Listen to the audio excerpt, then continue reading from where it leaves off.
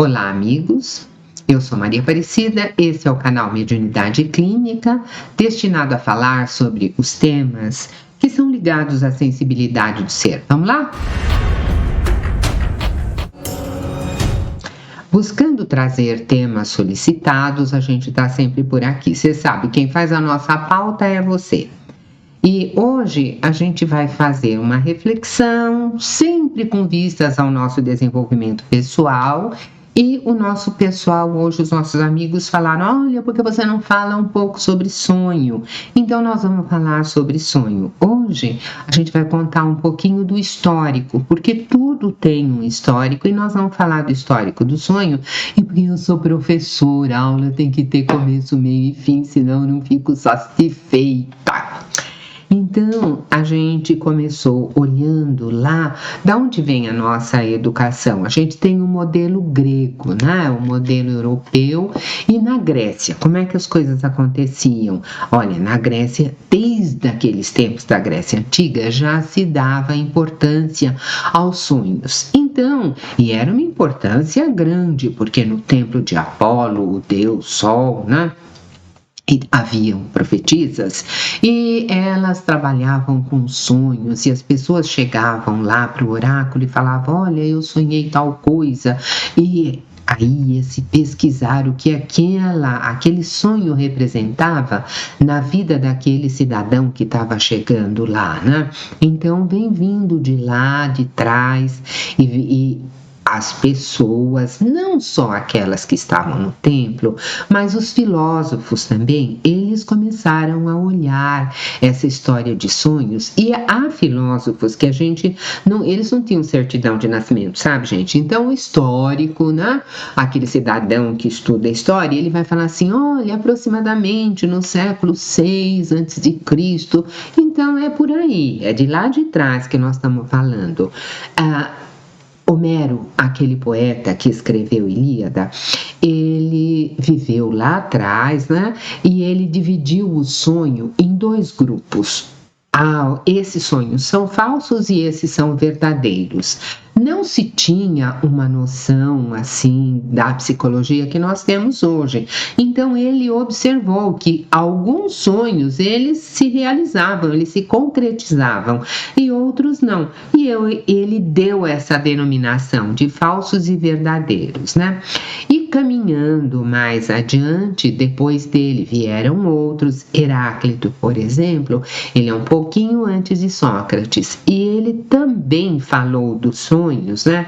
E ele dizia que quando nós estamos acordados, eu, você e todo mundo, a gente está repartindo essa realidade, nós temos um mundo comum.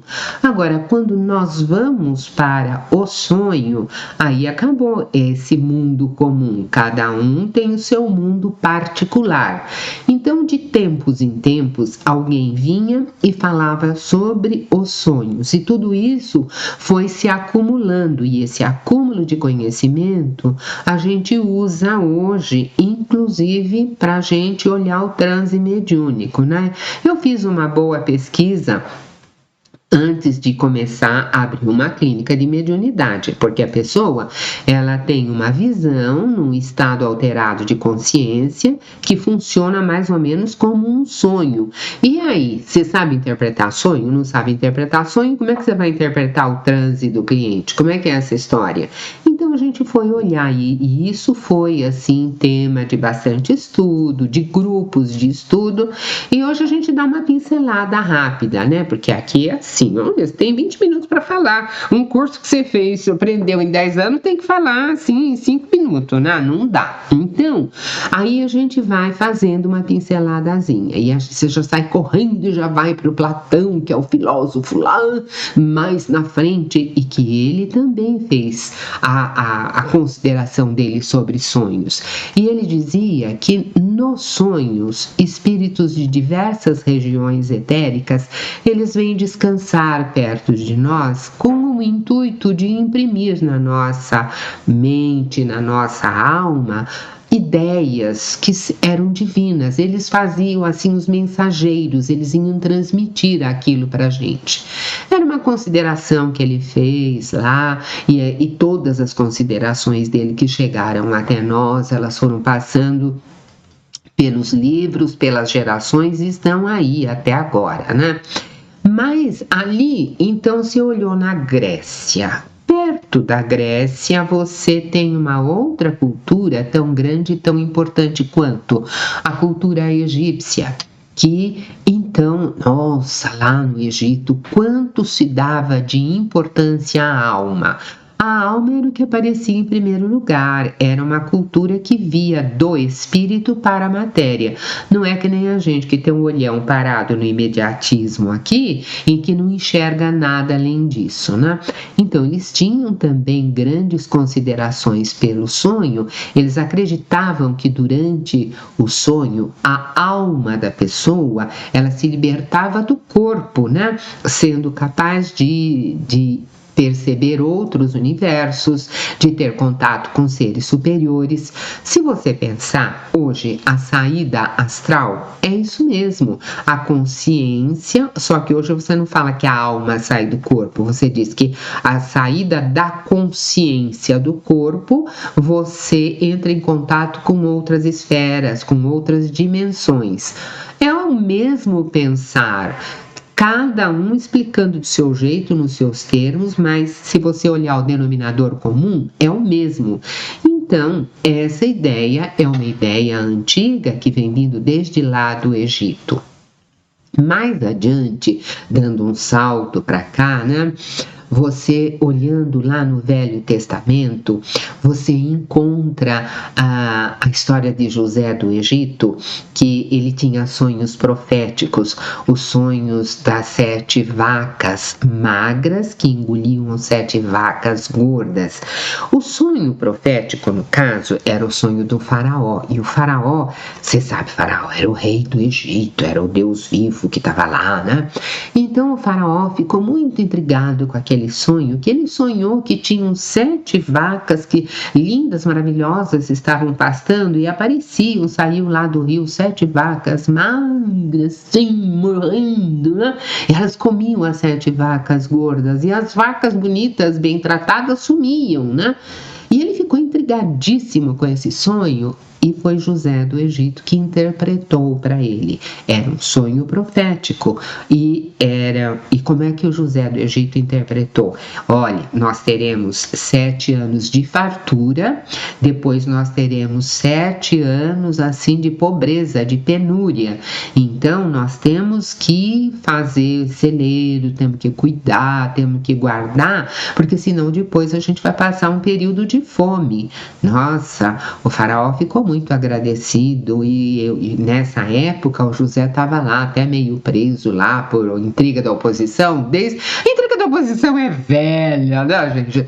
Então ele estava preso e ele saiu, e depois na história você consulta lá, ele chega até a um posto máximo no Egito, né?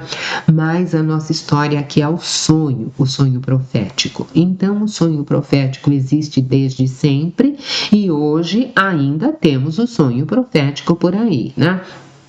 E o José, ele fica famoso, ele dá o primeiro passo dele por conta da interpretação dos sonhos, né?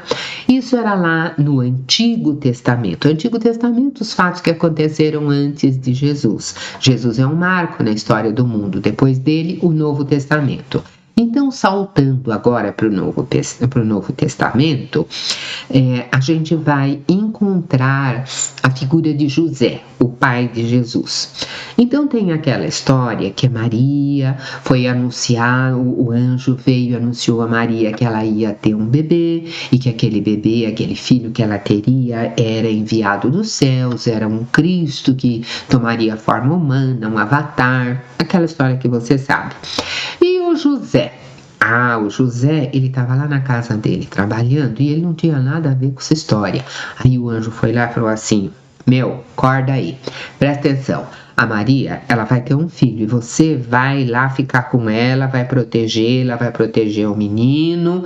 E ele teve essa revelação em sonho. E aí ele saiu e foi cumprir o sonho. Então era de novo um sonho profético, um sonho de aviso, e esse sonho está registrado lá na Bíblia para quem quiser ver, né? Então, os sonhos, eles vêm vindo desde muito tempo. A concepção de Jesus foi anunciada a José pelo sonho que ele teve. Mais tarde, o Jesus já estava aqui, já tinha nascido, a Maria estava lá com ele no colo. Ai, que bonitinho, Jesusinho, né? Então, o José sonha de novo. E no sonho dele, o que vem? Vem o anjo de novo. Ó, José e os anjos, ó, eles eram amiguinhos.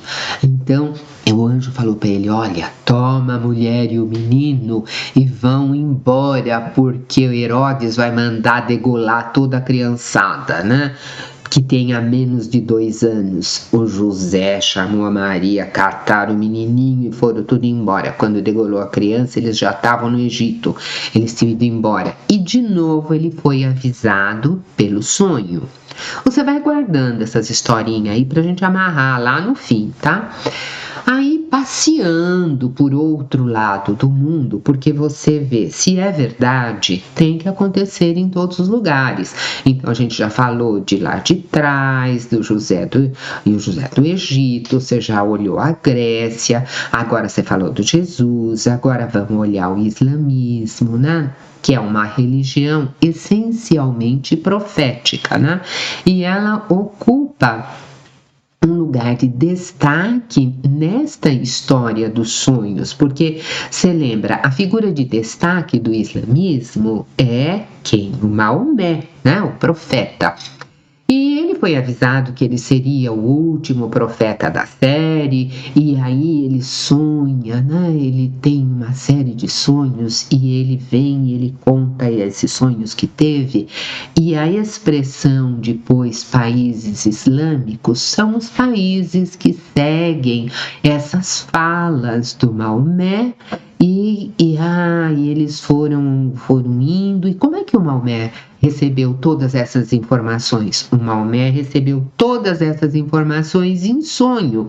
Ele sonhava e conta-se que quando ele tinha mais ou menos uns 40 anos, ele percebeu uma visita que o anjo Gabriel o visitou. E durante lá um retiro que ele tinha feito, o anjo veio e falou para ele que ele prestasse atenção, que ele ia aprender ali, que ele recitasse aqueles versos divinos, porque Deus o havia escolhido como o último profeta da humanidade.